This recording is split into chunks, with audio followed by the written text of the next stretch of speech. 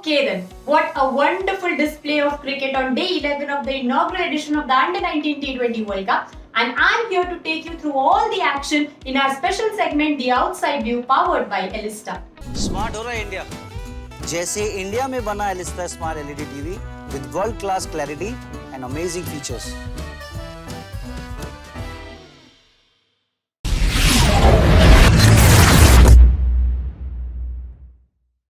Let's first talk about the game between New Zealand and Pakistan there.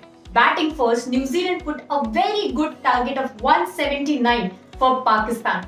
They came to defend that beautifully and registered a win by a very big margin. Well, let's talk about the first innings there. The New Zealand openers gave the team a very good start and they built up a good partnership, built that important foundation for New Zealand, and later it was the two players who have the experience of playing for the senior side, Georgia Plymouth and Izzy Gaze, who actually tried to build up a good partnership yet again for New Zealand. But it was Mehnoor from Pakistan who picked up the wicket of Izzy Gaze and then Izzy Shah, because both those wickets were important as Georgia Plymouth was trying to build in partnership with them, but Georgia Plymouth was there at one end playing that important innings for New Zealand today. All in all, New Zealand scored a very competitive total there, and for Pakistan it was Anusha Nasir who picked up 3 wickets. Talking about Pakistan's chase, well, there were 3 runouts. And I'm quite sure that that wasn't even the last thing that the Pakistan setup would want.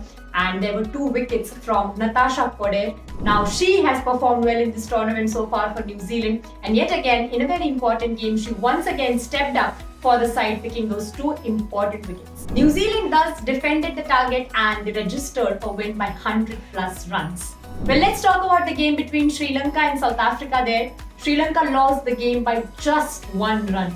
And we saw that post the match, both the batters who were there on the crease, their emotions told us that how much that would have hurt the Sri Lankan setup. But the effort that the Sri Lankan batters put today was really commendable. If we speak of South Africa, they were batting first. For Sri Lanka there, it was once again their very important player, Deumi Vihanga. For Sri Lanka, it was once again their important and vital player, Deumi Vihanga, creating the magic with the ball there. And for South Africa, it was Kayla Reyneke who stayed firm from one end and tried to, sort of rebuild South Africa's innings there. Also, we saw Vidushika Perera picking up 3 wickets for Sri Lanka. So it was quite a decent bowling performance from Sri Lanka to restrict South Africa. When Sri Lanka came on to chase, we were hoping to see a Vishmi Gunaratne special, because that's something that will always help Sri Lanka to go ahead in this tournament, and that has been the case for Sri Lanka in the tournament so far. But that was not the case today. With the ball, Deumi Vihanga did well. With the bat as well, she played an important cameo for the side, and so did Senaratne, the top order batter.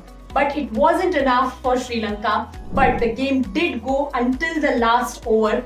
Miani Smith was bowling that over. Sri Lanka needed 11 runs and they just couldn't manage to get to the finish line and lost the game by 1 run.